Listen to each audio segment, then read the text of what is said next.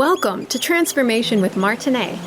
Martine Emmons is a transformational life coach who broke free from childhood abuse, sexual trauma, and overcame cancer to become a powerful force of healing and hope for others. Martine describes traumatic events as fierce emotional tsunamis. They can leave impending doom and destructive tidal waves of emotions that hit you when you least expect it. Martine helps her clients dive into the depths of their trauma and pain as she stands fiercely advocating for them to shine a light on those experiences and find the lesson in the pain.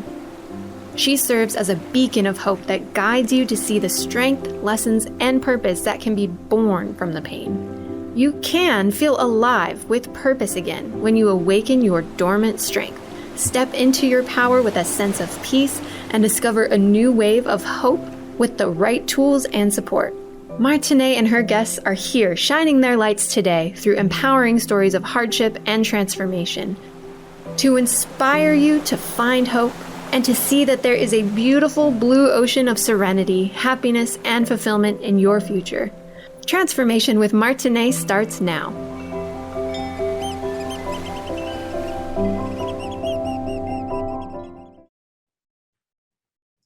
Welcome everyone to Transformation with Martine, where we overcome everything and compromise nothing.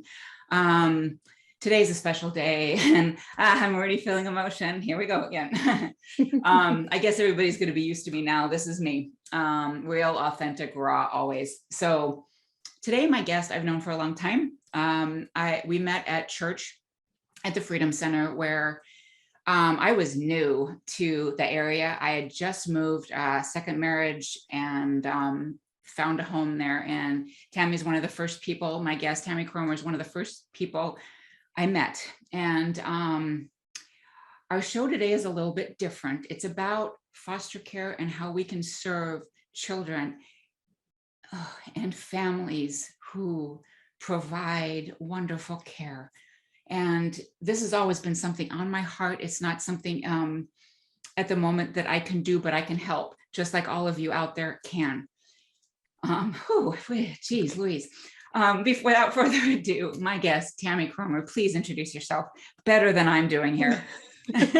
Well, first of all, thank you for having me on, and I am excited to be part of that.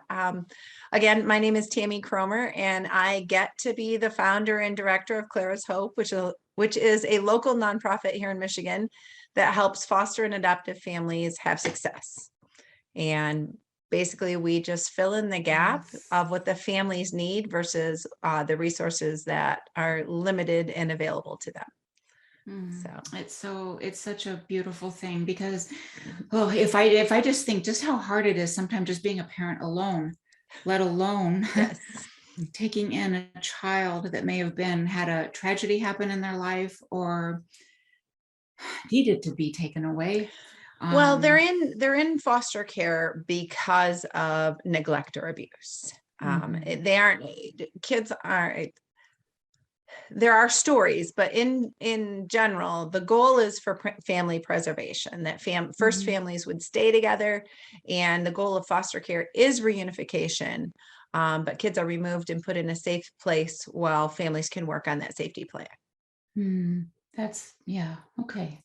That's good. I mean, I know there are people they could be in the system from a tragedy of parents' death or something too, right? Yeah, that's pretty slim. That doesn't happen a whole lot. Okay. So would you tell us how Clara's Hope was born? Yeah. And the story. Well, Clara's Hope came out of our family's personal story. Clara is my daughter.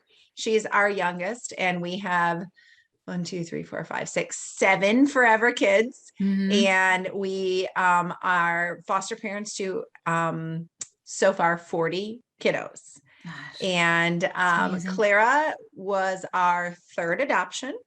We had adopted our two, Josh and Lydia. They are 15 and 12 now, from foster care. And we were never, ever, ever, ever, ever going to do it again because it was so hard. We didn't have support. We didn't know what we needed. And most people just told us, hey, way to go. Good job. We're so proud of you. Oh, you're such an inspiration. And they backed away. During that time, we had one family that stuck with us. They're still our biggest support outside of now our family. But we didn't know what we needed and we didn't know how to ask for help. And then something happened. A friend of ours adopted a little girl. Her name was Selah. Yes. And she was born with a condition called hydranencephaly. Basically, she was born without a brain and had two fluid-filled sacs instead. We did what we normally do, and we took dinner over. We went and held the baby. She was beautiful and precious and perfect. Our kids played with their kids, and we just did what you do when you bring a child home. Dave and I got home and went, "Whoa, that was crazy. Who would do that?" And that's way too hard. Yeah. If you fast forward about a year and a half, they brought home another little guy. Selah lived for 55 days and she made an amazing impact with her life. And it did change us. We walked through her death and the recovery. And they brought home another little one whose life had a limiting condition. And they knew his condition was terminal, and we did the same thing. We brought him dinner. We went over and held the baby, and our kids played with their kids and all of the things. And something rose up in my husband and I, and we looked at each other and we said, I think we can do this. So we started pursuing medical special needs adoption. We're like, oh, we could do that. Okay. Well, throughout the summer, a couple opportunities came up and it wasn't a good fit for a family.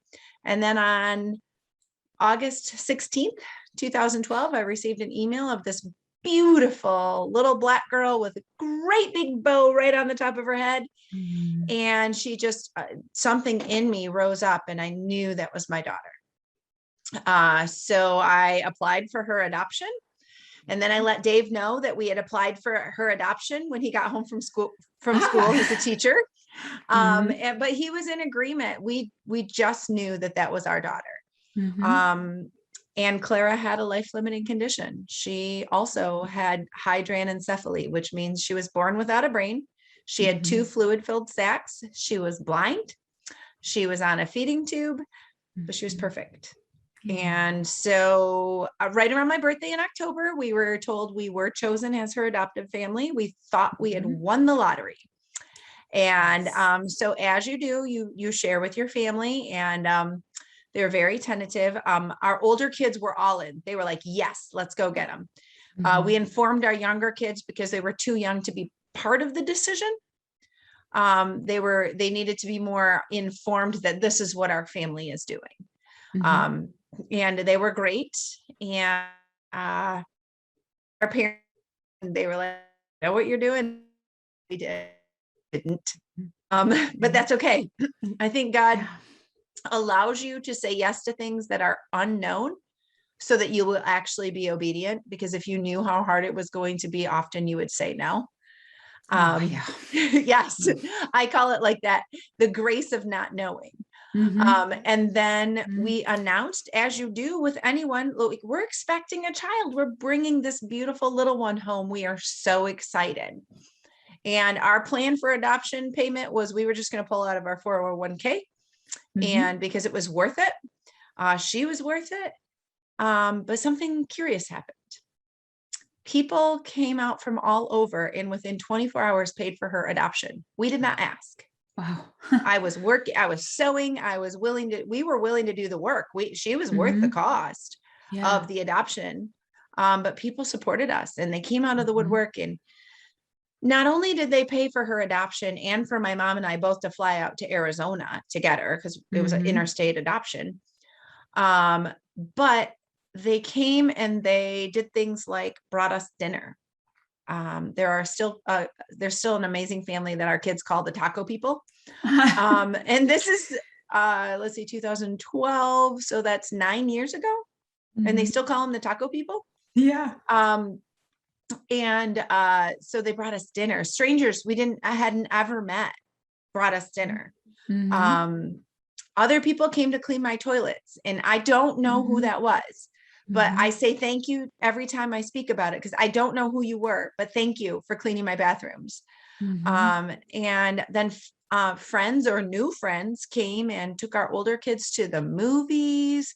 They took them on play dates. They would arrange, they would do carpool rides. They just call and say, hey, we're handling swim meets this week. We got it. So just things that we didn't even think about. People were coming in and being community.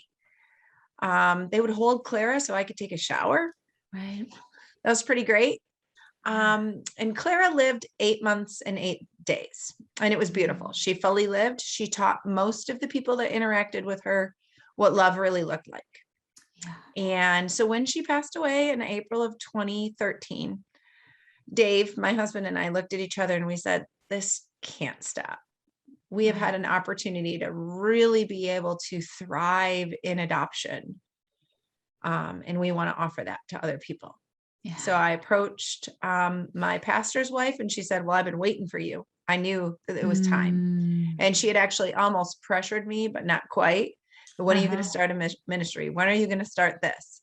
But what happened was it just kind of happened. So Clara's Hope was under the umbrella of Freedom Center Church for several years. And in 2020, we became our own nonprofit.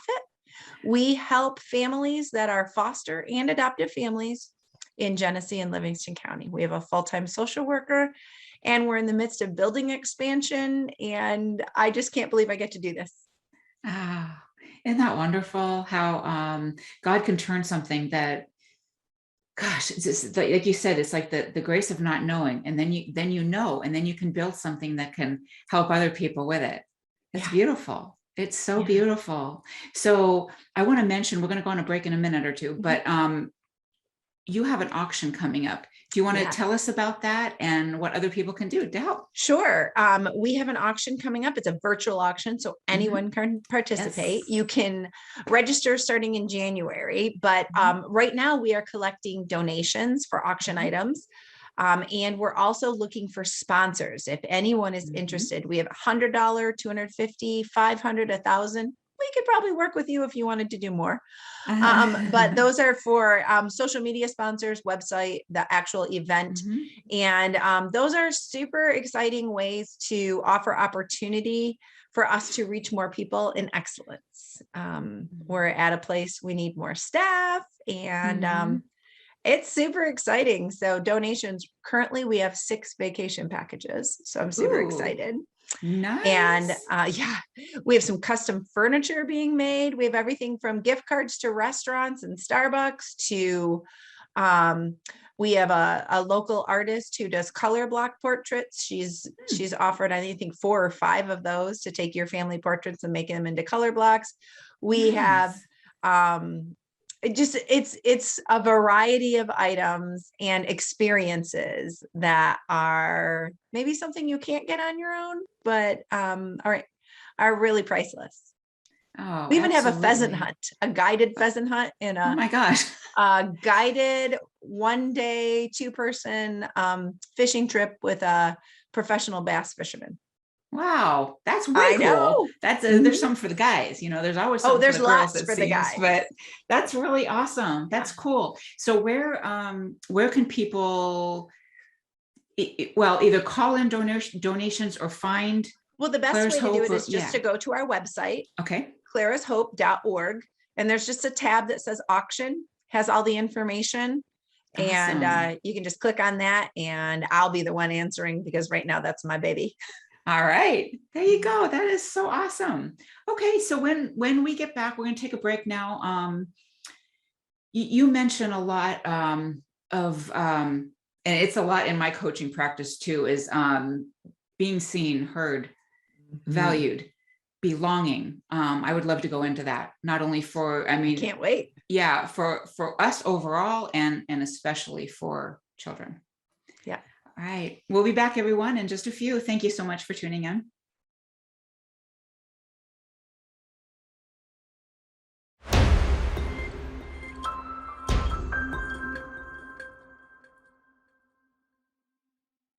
Back, everyone, to Transformation with Martine. This is where we overcome everything and compromise nothing. My guest today is Tami Kromer of Clara's Hope, and we're talking about how we best can be of support to foster children, foster families, and just being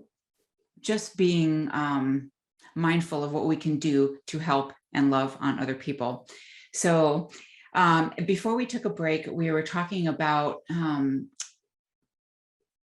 what it is like to be seen, heard, and valued. And I know in my own coaching practice and the people I work with, it's like belonging is one of the key things in our lives of what we need is to belong somewhere, to be seen, not to be like, a lot of times just, I know myself, even being raised was just like, children are not to be seen or heard, just kind of. I actually had a client say once that she was told to become invisible often in her daily life. So what is it to you, Tami, that means for children, even in your own personal life or the way that you live, to be seen, heard, and valued? Well, I think probably the best example is the families that we work with. As far as from a perspective of I'm a foster mom, I'm an adoptive mom, I'm a biological kid mom, I'm just a mom. Like that's the only reason I differentiate it is due to my job. That's in general, they're just my kids. But to be seen, to so many times, the families that we help, they say yes, not for any accolades. They say yes because they see the need, but then they feel like they may feel that they can't ask for help because they asked for this. So that asking for help would mean they're a failure, or asking for help would mean they didn't know what they were doing, or any of that. Whether that's true or not is irrelevant. The point is, nobody's really meant to go through this life alone. So one of our goals is to help people create community and kind of find their niche. So we offer opportunities for them to get together, for the kids to not be the only kid in foster care that they happen to know. I know that that's been helpful. Some of my kids are multiracial. I don't want them to be the only brown child that they know. So putting them in a place where their community is expanded beyond maybe what is typical for the average American. Put yourself in a place where you are part of something bigger than you. I believe that's to be seen is to be seen for who you are and to be able to be the whole person. And one of the ways that we do that is we try to meet the needs that the families have. Like, we bring them meals, not we, Clara's Hope, but we have volunteers that sign up once a month to bring the same family a meal once a month. And it's not that they financially need the food. What they need is the encouragement to go another day. So that is one way that we can really, really encourage. And I'll just use an example of why that's important. One of the times we received 3 kiddos, a sibling set, into our home. That night, a friend of mine brought over takeout, I don't know, from somewhere. And they were like, why would she do that? So it gave me the opportunity to say, because she wants you to feel like you're important, because you are. And she also didn't want me to have to take time away from getting to know you to cook. So she helped meet our needs so we could hang out with you guys and get to know you a little bit. So, I mean, it was just an opportunity to share that, and it extends, it pours over, it expands the ideas and mindsets of the kiddos too. That's really awesome. Yeah. That's awesome. And like the whole value part sits out to me so much, that, hey, you're important. We're glad you're here. You I'm sorry you're here. Yeah, right. Well, it's a grief and a joy at the same time. We've had kids that, they're terrified, of course. I mean, I'm a stranger. Why am I any different? Why would I be safe? So we want to do everything that we can do to help them feel powerful, to feel like they can make choices, to know that they have a voice and they're going to be heard. Yeah. And to give them like a little bit of control back in their life when everything's out of control. Yeah. Mhm. Yeah. Being heard is so important too, that say somebody's taking the time to understand me. You know, that's a big thing. So, if we can't help with actually fostering children, what give us besides food? What else can we do to help? Well, local agencies, they always need support. You could write letters of encouragement to a social worker. They don't get much encouragement. And they have Right. It's a probably great one of idea. the hardest jobs. But as far as for Clara's Hope directly, you know, we always can use monetary donations. And I say that like tongue in cheek. But for example, this morning, I was able to take some donated takeout food to 4 families when I went to a book study. So one thing that we do when families get a placement is we usually in a cup that would be coffee. Everybody loves coffee and donuts. Even if you're not a donut person, there's something that just brings you joy when your kids can, you know, have a little donut here and there. It's not like it's a daily feast, but something to say, hey, we know today is different and it might be a little hard. Here you go.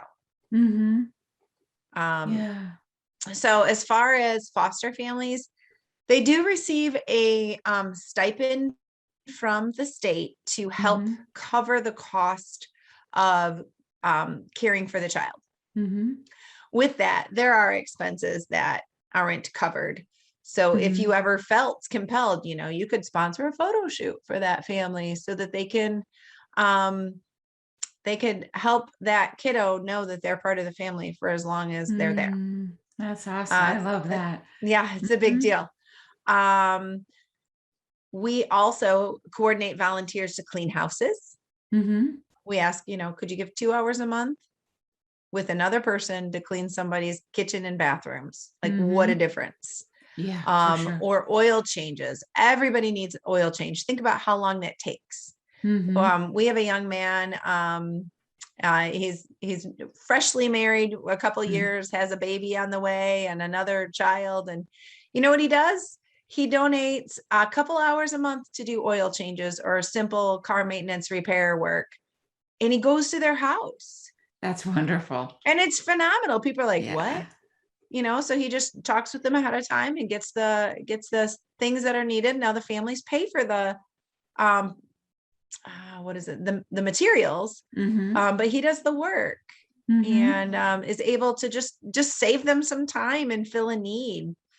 Absolutely. With kids in that come from hard places, things get broken a lot.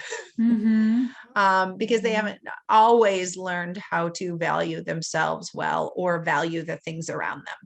Right. So we do have some gentlemen and some ladies that volunteer to some of their time to do some household maintenance. Repair a leaky faucet so that mom or dad can focus on the kids instead of worrying about like this is leaking all over, or recaulk the bathtub, you know, just simple stuff that just takes that extended time. When you're simply trying to survive, that stuff goes on the back burner and it actually just gets worse. Right. So we're trying to relieve and reduce the barriers that are gonna be something that prevents them from continuing their yes. What we want to do is support the family in their yes. So what can other people do? They could collect donations. They could like all foster and adoptive families. Okay, that's a pretty broad brush, but most of the ones I know, in crisis moment, dishes are not a priority. So paper products are awesome. Right. That's a very good point. Yep. Yeah. So things like that. I'm very practical. I'm also a big fan of like, hey, we see you, mom, here's a gift card for you, because we want to serve the whole family, not just the child in care. For sure. Yeah, boy. Just being a mom of 3 and just knowing how it was just to even go to the store by myself. Sure.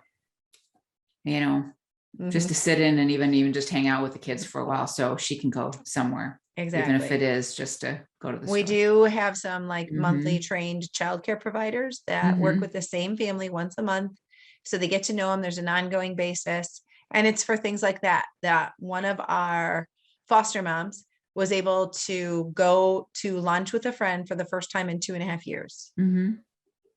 I mean, we all kind of take that for granted. For sure. But she really needed her bucket filled. And that was something that we could have a volunteer get trained in, get to know the family and help them out in that practical and very tangible way. So she could say yes another day. Oh yeah, that's awesome. So before we take a break again, can you tell us where, well, the auction again, where to go to find out about it, and just another brief Sure. auction. The auction is our largest fundraiser of the Mhm. year. Our goal, our great big goal this year is $75,000, which I'm so Ooh, excited about. Yes. And if they go to clarashope.org, there's the auction 2022 tab there, and all of the information to donate or sponsor is right there. Our registrations are going to be open and available on January 1st, which I'm super excited. Yeah. We're aiming for almost 500 people to be registered. So that's a great thing. So it's virtual. It's super fun. You can bid on it, and you could actually, let's say you wanted to do the 7-day Wyndham Resort vacation. I think it's about $2,400. So you could have the starting bid, and you could put in for the starting bid, but you could also, when you register and when you bid, you can also put what the max you would be willing to pay. So if anybody outbids you, it automatically puts you at the top with the next $100 or whatnot. So you get a text reminder, hey, somebody outbid you, and then, so you can either go in and manually like reclaim your prize, right? Or you can set it to, the max I'm going to spend is $2,000. It won't automatically take you to 2,000. It'll take you to 1,600. And then they bid 1,700. So then you'd go 1,800. It's just kind of fun because it's been fun to watch, because I had actually a husband and wife not realize they were trying to outbid each other. And it was awesome. They did not communicate, but they did win. Obviously not. Oh, that's good. That's good. It's a fun way to help. Yeah, that's totally cool. I love that. Yeah. Okay, great. so it's clarashope.org. clarashope.org. Yeah, to sign up for the auction, have some fun. And this is worldwide, everybody, that you can help a dynamic organization help others, and in a totally fun way. So it's really fun. Yeah, we'll be right back, everyone. Thank you so much for tuning in.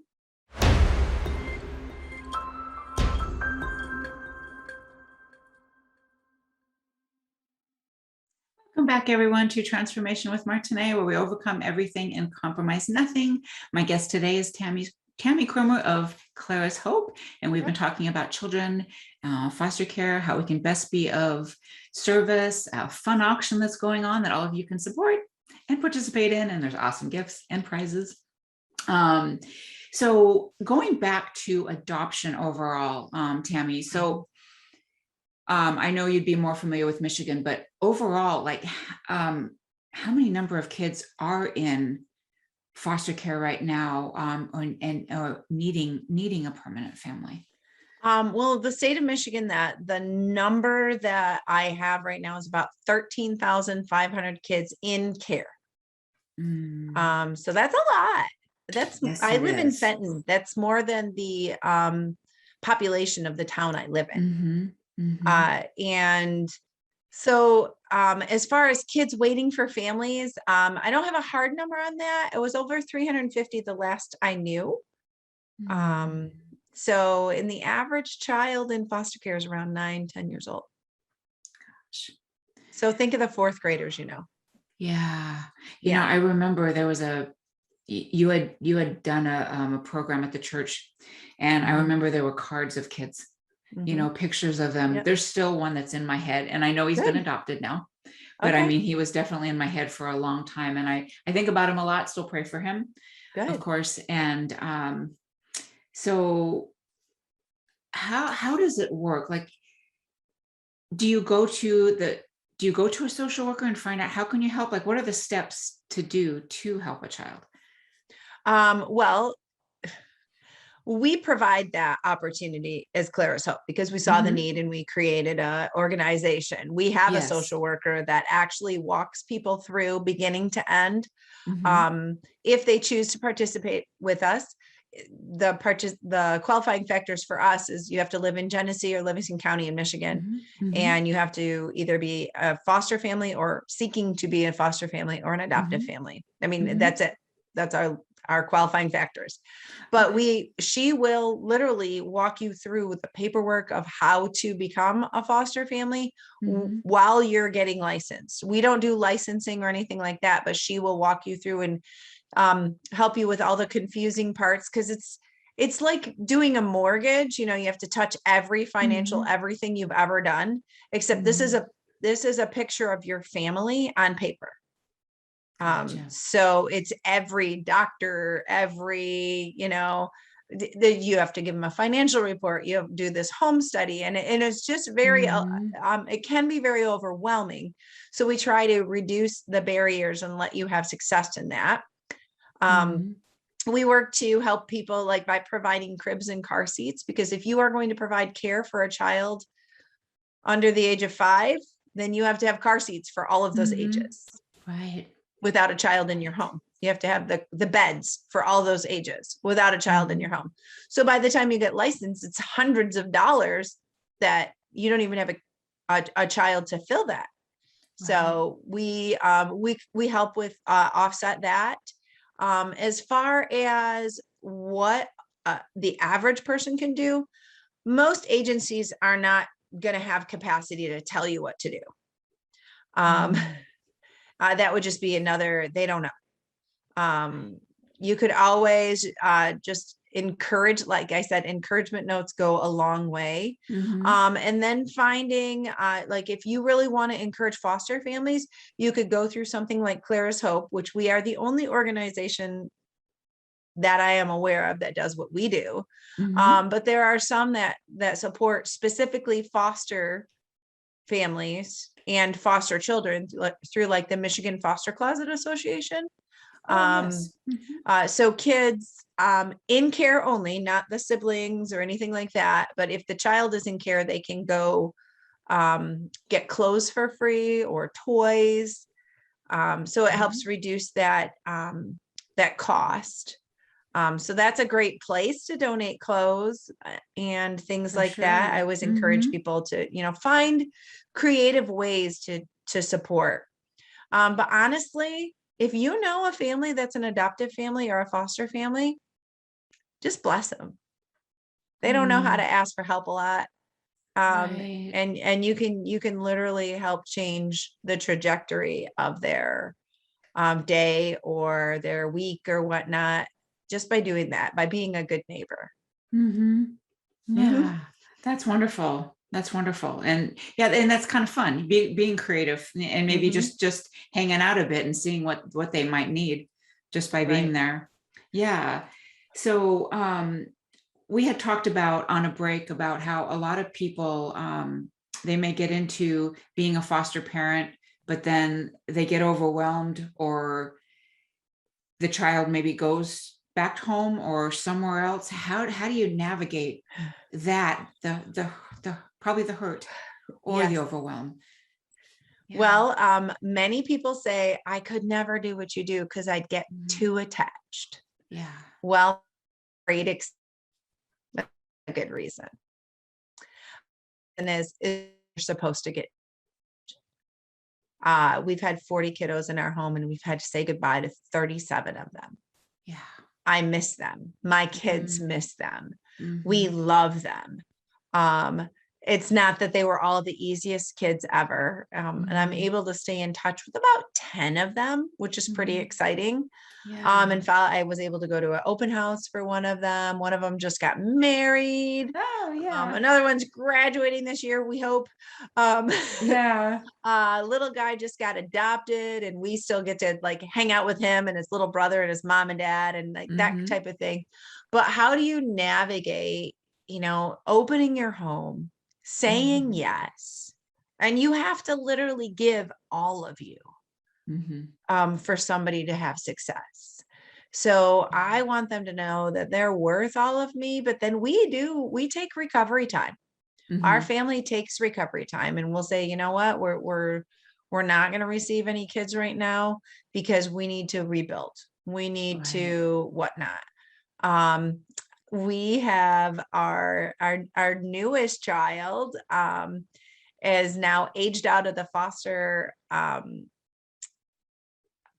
My goodness, she's aged out of foster care. She's 18 and she's a high school senior. And we will be adopting her as an adult, but due to the way that regulations work, if we were to adopt her now, she would no longer qualify for all of the services that she's eligible for.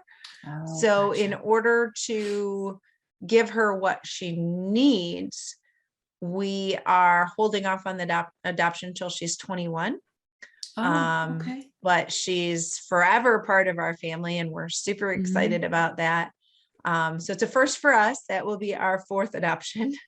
I wasn't looking for another kid, but another kid found me, and we didn't know we needed her. And it's really been phenomenal. And yes, she was 16 and a half when she joined our family.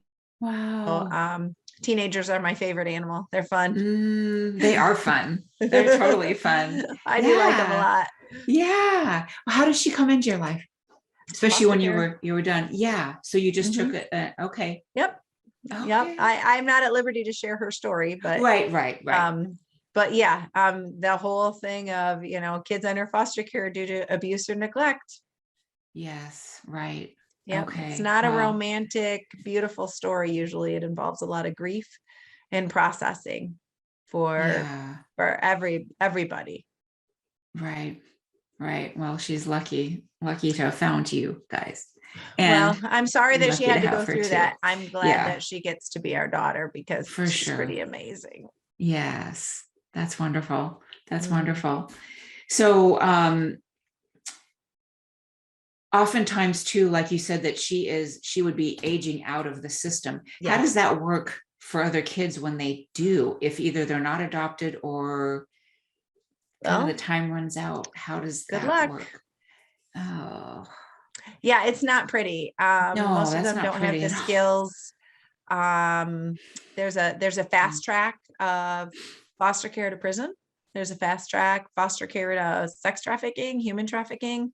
There's a fast track in all of that. So if we can get people connected, if we can get kids connected to a safe adult, that's going to be a big deal.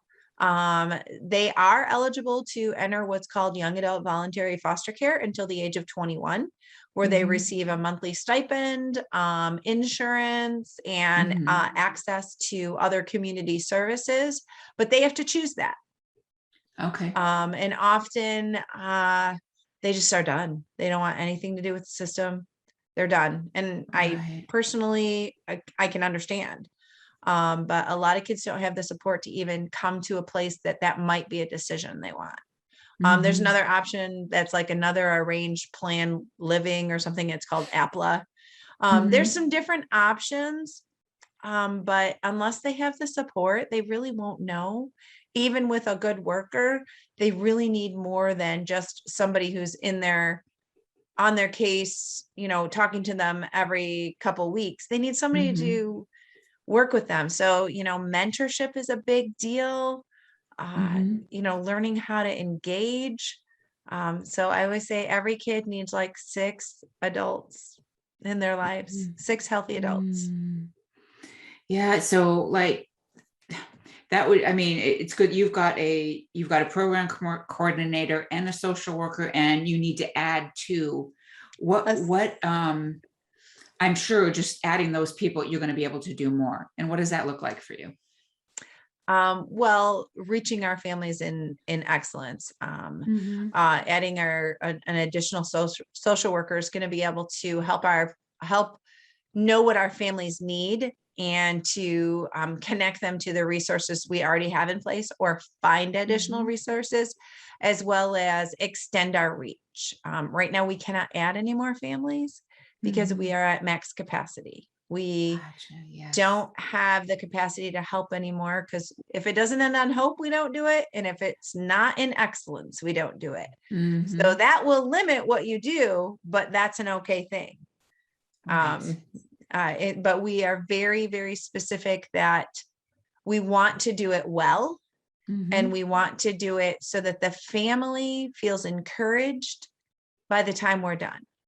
Even if it's a hard thing, even if you're walking through a runaway situation or a kid self-harming, or the Mhm. family had to call the police because the kid, was this or that or the other thing. Even if it's this hard situation, we want to do it well. We want to offer the support well. Mhm. And we just can't keep adding numbers, because my program coordinator cannot multiply herself. Right. Um, Absolutely.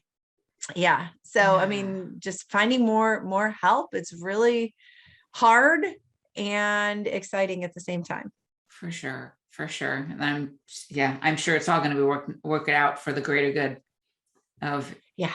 Clara's Hope. And yeah, so we're going to take a break. And okay, so everybody can reach Tami Mhm. at clarashope.org. There's the auction going on, and Yes, other it's so ways on exciting. there that you can help.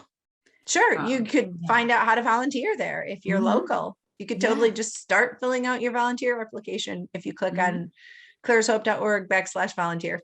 Yeah, awesome. Okay, so we will be back, everyone. Thank you so much for tuning in.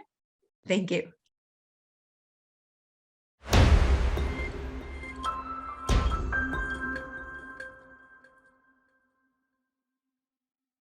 Welcome back, everyone, to Transformation with Martine, where we overcome everything and compromise nothing. My guest today is Tami Kromer of Clara's Hope, and we've been talking about foster care and all that is involved in it. So I know that actually, didn't plan on this, but how do you define hope, Tami? Well, okay. Hope really is,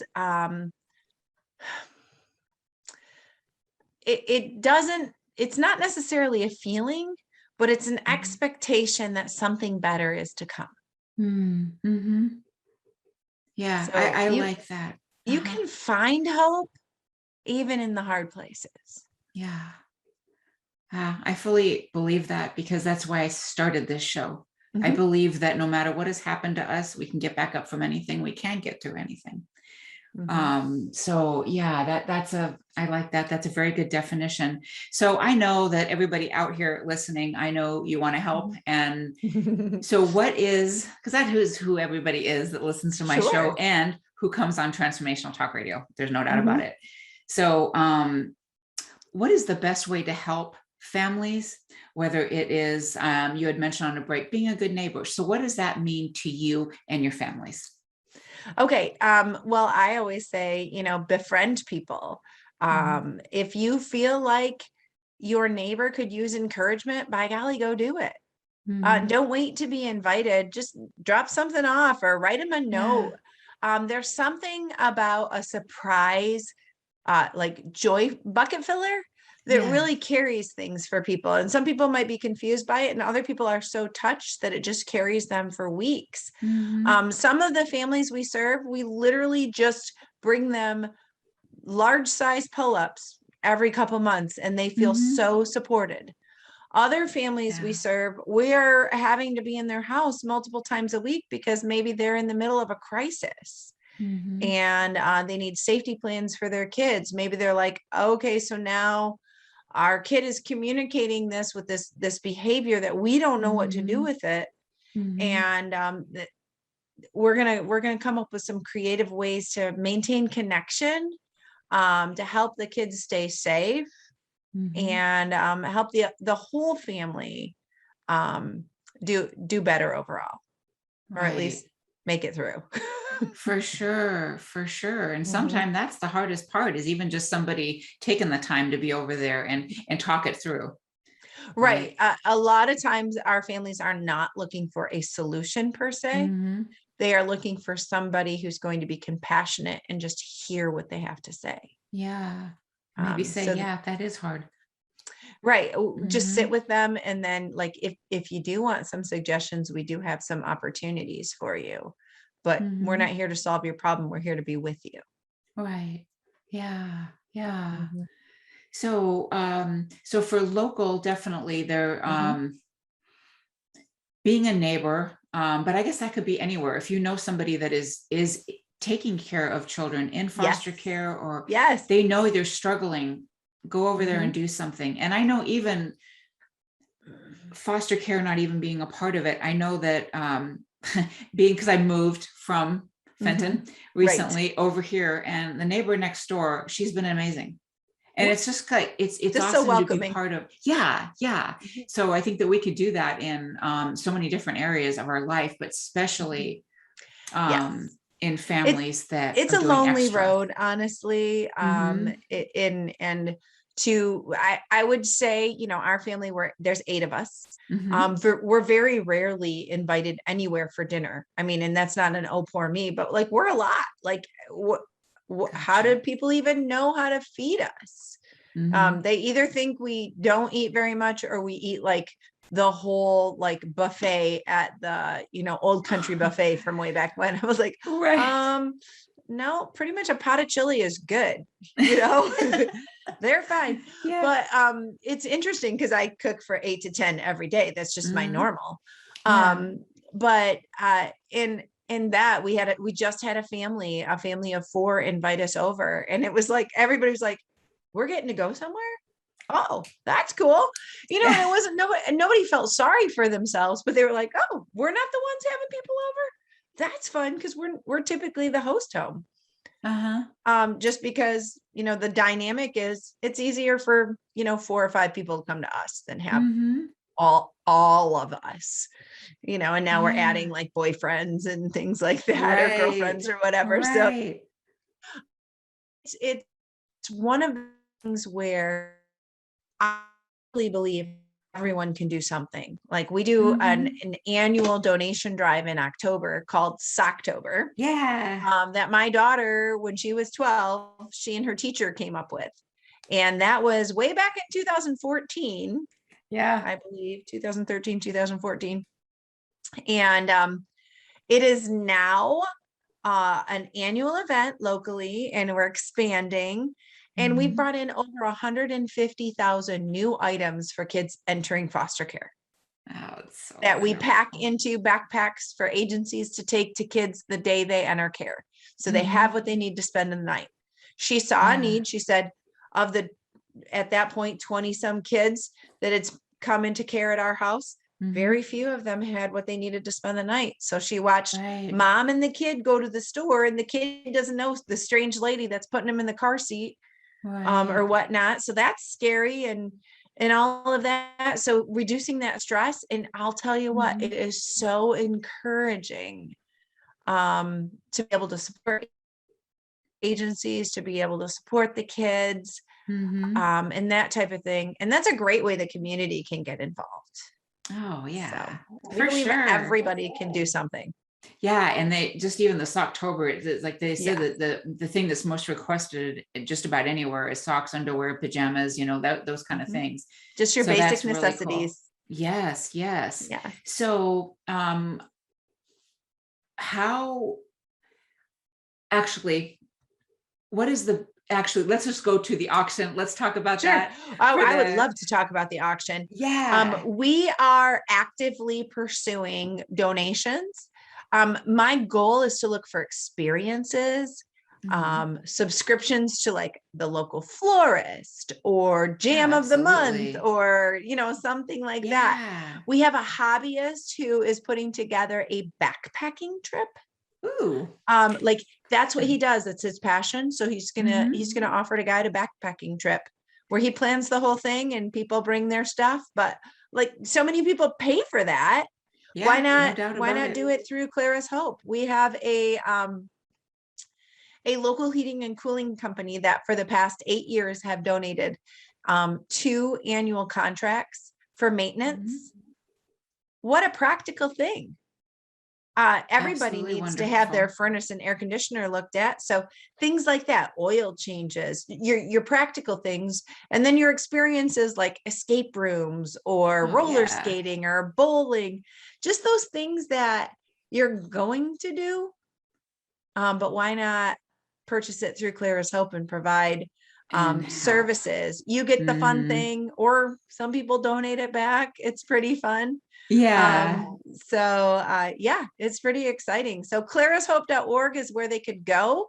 There's an auction tab like right up on the upper left, and that will give you all the information to donate or Awesome. sponsor. Awesome. That is so good. Thank you so much, Tami, for being a part of the show today. And thank you, all of you out there, for listening. And go to clarashope.org and go to the auction and participate. You're going to Yes, love it. And I'm going to go there myself. I am Um, so excited. all right. Thank you so much, everyone, Thank for you, being here. Martine. Thank you, Tami. Bye, everyone. Bye. Merry Christmas. Thank you for listening to Transformation with Martine. Did listening today spark a sense of hope and possibility? Hold on to this feeling and tune in every second and fourth Friday at 10 a.m. Pacific for more inspiring conversations with Martine and her guests. They will show you there is hope, and you are right where you need to be. Martine is dedicated to supporting you right where you are while launching you towards promise, passion, and possibility that leads to the fulfilled life your heart aches for. If you're tired of being stuck, schedule a complimentary consultation with Martine and get on the exciting path towards the life you want to be living. Visit martineemmons.com and make your appointment today.